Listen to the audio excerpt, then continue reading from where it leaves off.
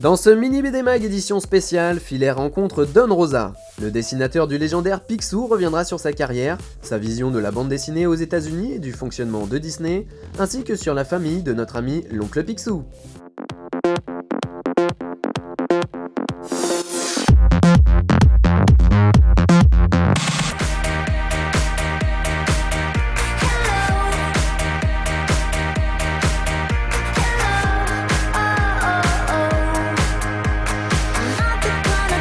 Bonjour à vous tous qui nous rejoignent dans notre nouvelle émission de Mini BD Mag. Aujourd'hui nous sommes aux éditions Glénat. Nous n'allons pas aller à la rencontre du dessinateur de Mafalda, mais plutôt de Don Rosa, dessinateur de l'emblématique Picsou. C'est parti. Bonjour Don Rosa. Bonjour. Bonjour, nice to meet you. My pleasure. Comment est née cette passion pour le personnage de Disney? Dès le jour où on m'a ramené de la maternité, ma sœur avait 11 ans de plus que moi. Et bien sûr, elle a toujours 11 ans de plus. Bref. C'était une fan de comics. Pas une collectionneuse, mais elle gardait toutes les BD que mes parents lui achetaient. Donc j'ai été nourri aux BD de Karl Barks littéralement au berceau. Ma sœur avait bien sûr beaucoup d'autres comics, mais pour tous ceux qui lisaient de la bande dessinée à cette époque, il y avait les BD et les BD de Karl Barks. Il avait un grand respect pour les personnages, et aussi pour les lecteurs.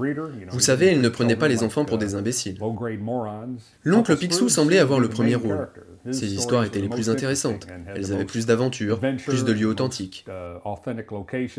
Donc il est vrai que j'ai toujours préféré Picsou. Donald était toujours dans la bande dessinée, mais il était plutôt l'assistant. En effet, pour nous aux États-Unis, et peut-être aussi ici en France, Donald était l'assistant de son oncle Picsou, qui lui était le véritable personnage principal. J'ai toujours adoré l'oncle Picsou pour ses histoires relativement longues. Celle-ci semblait avoir bien plus de substance. Aujourd'hui, vous avez dessiné combien d'histoires de Picsou? Beaucoup de fans sur internet se documentent et tiennent le compte. Je crois qu'ils ont dit que j'en avais fait à peu près entre 80 et 85, ce qui n'est pas énorme en 20 ans. Karl Barks, lui, entre 1942 et 1967, donc quelques années de plus que moi, il en a dessiné quelque chose comme 500 histoires. C'était un vrai professionnel. Moi, je suis plutôt un fan comparé à lui. Aux États-Unis, ils ont fait aussi en intégrale, comme Glénat? Non, plus aucune BD Disney n'est publiée là-bas. Les Européens semblent croire que les comics ont du succès aux États-Unis, mais ils n'en ont plus depuis 30 ans. Ils restent dans la course et ont beaucoup de publicité parce qu'ils génèrent beaucoup d'argent, grâce aux films, aux émissions de télé, aux jeux vidéo ou encore aux jouets. Mais les BD se sont écroulés depuis les années 70. Aujourd'hui, les BD les plus vendus sont imprimés à 20 000 exemplaires. Alors que l'oncle Picsou, il y a 60 ans aux États-Unis, était vendu à 3 millions d'exemplaires. Donc si on en vendait 3 millions il y a 60 ans, combien devrait-on en vendre aujourd'hui? 50 millions? 100 millions? Mais non, ils n'en vendent que 20 000. Les comics Disney ont disparu des États-Unis lorsqu'ils ont été éclipsés par toutes les BD violentes avec des super-héros. Pour faire simple, là-bas nous n'avons plus qu'un style ennuyeux de bande dessinée, les super-héros.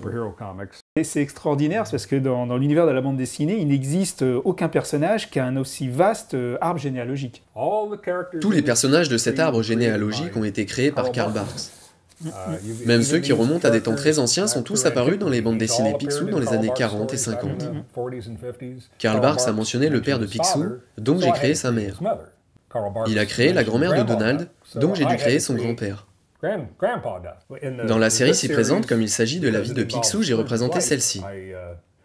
Barks avait aussi nommé ces deux personnages, mais ne les avait pas mis en scène. Alors j'ai inventé, je pense pour la première fois, une histoire impliquant les deux sœurs de Picsou. Et aujourd'hui c'est fini? Vous dessinez plus Picsou? J'ai arrêté il y a 5 ans, en fait pour beaucoup de raisons, notamment à cause de la frustration engendrée par le fonctionnement de Disney.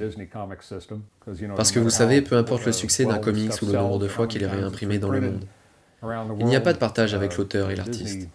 Il ne touche pas de droits, pas de royalties. Je suis content de revenir et d'aider Glénat avec cette édition. C'est toujours un plaisir de voyager en Europe, et particulièrement en France, où je peux voir toute une société, toute une culture, où les BD sont toujours aussi populaires et lus par énormément de monde. Merci Don Rosa, et je vous souhaite bonne continuation. Merci beaucoup.